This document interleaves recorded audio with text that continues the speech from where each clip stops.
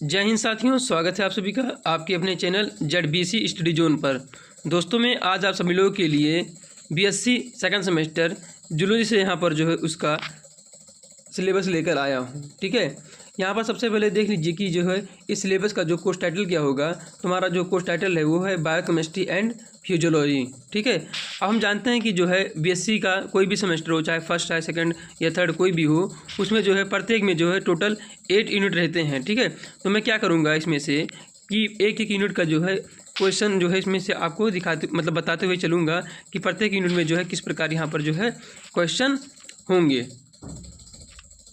यहाँ पर सबसे पहला यूनिट दिया गया है, क्या हमारे पास structure and function of molecule. ठीक है, संरचना और उसका जो है किसी मॉलिक्यूल का जो है कार्य क्या होता है उसके बारे में जो है आपको यहाँ पर करना होगा। सबसे पहले जो दिया गया है यहाँ पर structure and biological importance of carbohydrate. Carbohydrate का जो है आपको क्या करना है, उसका इंपॉर्टेंस का है। ठीक है, उसके बारे में जो है आपको यहाँ पर लिखना होगा और उसके बारे में जो है स्ट्रक्चर बनाना होगा। सबसे पहले दिया गया है यहाँ पर मोनोसेक्राइड, फिर डाइसेक्राइड, फिर उसके बाद पॉलीसेक्राइड। ठीक है, इसको यहाँ पर जो है आपको करना होगा, उसका संरचना बनाना होगा उस बायोमॉलिक्यूल का। सेकंड नंबर पर दिया गया यहाँ पर लिपिड। अब कौन सा, एक होता है हमारा सैचुरेटेड होता है, एक हमारा होता है अनसैचुरेटेड फैटी एसिड।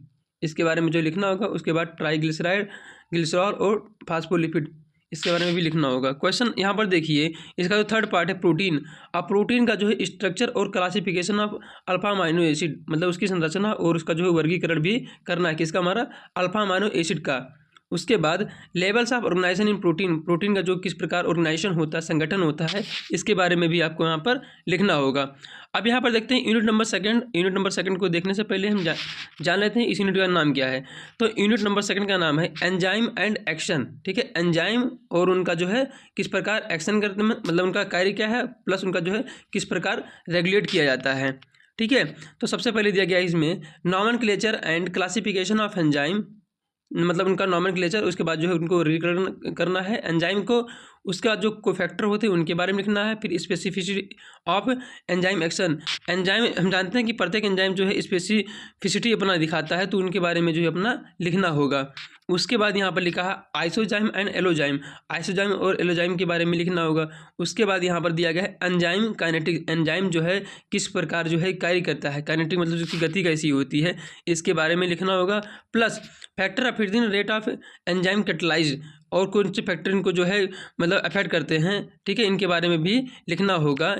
उसके बाद एंजाइम इनहिबिशन, एंजाइम जो है किस प्रकार जो है इनहिबिशन शो करता है, इसके बारे में लिखना होगा। लास्ट में यहाँ पर दिया गया एलोस्टेरिक एंजाइम। एलोस्टेरिक एंजाइम के बारे में आपको लिखना होगा।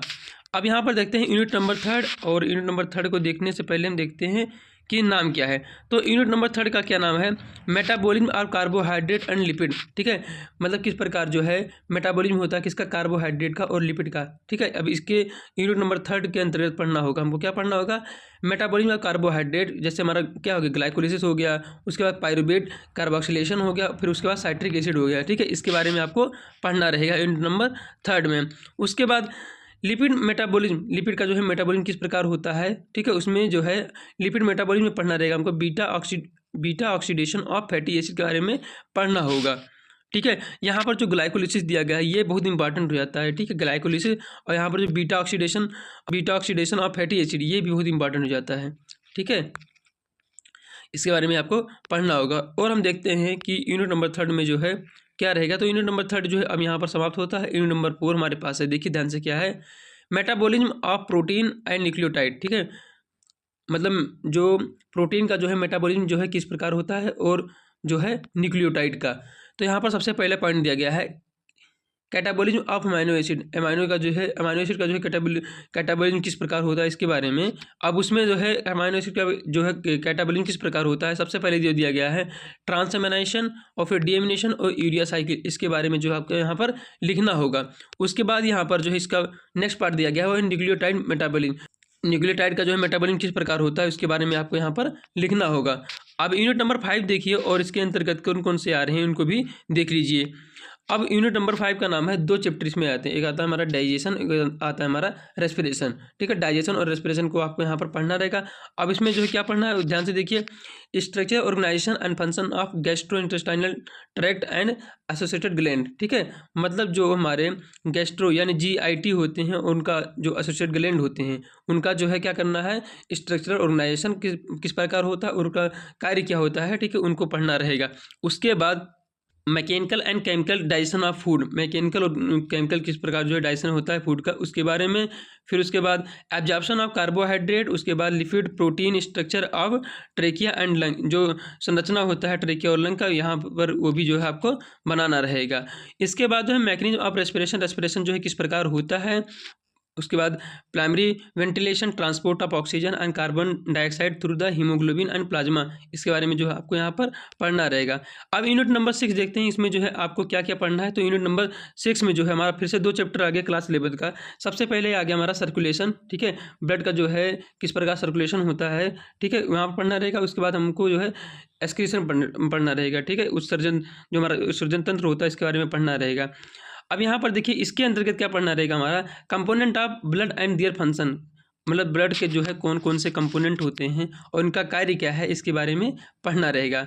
अब होमोस्टेसिस में हमारा जो पढ़ना रहेगा, ब्लड क्लॉटिंग सिस्टम जो होता है, किस प्रकार जो है ब्लड क्लॉट होता है, थक्का बनता है। उसके बाद ब्लड ग्रुप जो हमारा RH फैक्टर होता है, ABO and MEN blood group type होता है, इसके बारे में जो यहाँ पर पढ़ना रहेगा।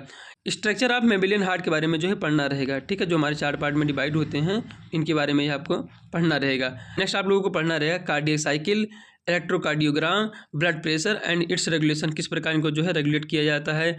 ठीक है, इसके बाद आपको जो है पढ़ना रहेगा, देखिए क्या पढ़ना रहेगा, structure of kidney and functional unit. ठीक है, मतलब जो किडनी का जो है आपको संरचना बनाना है, प्लस उसका कार्य क्या होता है उसके बारे में आपको पढ़ना रहेगा। यूरिन फॉर्मेशन, किस प्रकार जो है यूरिन का फॉर्मेशन होता है, ये भी करना रहेगा आपको।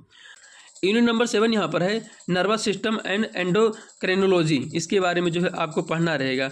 अब इसके अंतर्गत जो है क्या पढ़ना रहेगा, ये देखिए आप, structure of neuron and nerve conduction, neuron का जो है स्ट्रक्चर किस प्रकार होता है और उसमें जो है नर्व का कंडक्शन जो है किस प्रकार होता है, इसके बारे में पढ़ना रहेगा। इसके बाद आपको पढ़ना रहेगा सिनेप्टिक ट्रांसमिशन पढ़ना रहेगा। फिर इसके बाद पढ़ना रहेगा location of endocrine gland and their hormone. ठीक है, कहाँ कहाँ इनका जो है लोकेशन होता है। ठीक है, जो भी एंडोक्राइन ग्लैंड होते हैं, प्लस उनका जो कौन कौन से हार्मोन वो जो है सिक्रीट करते हैं, इनके बारे में आपको पढ़ना रहेगा।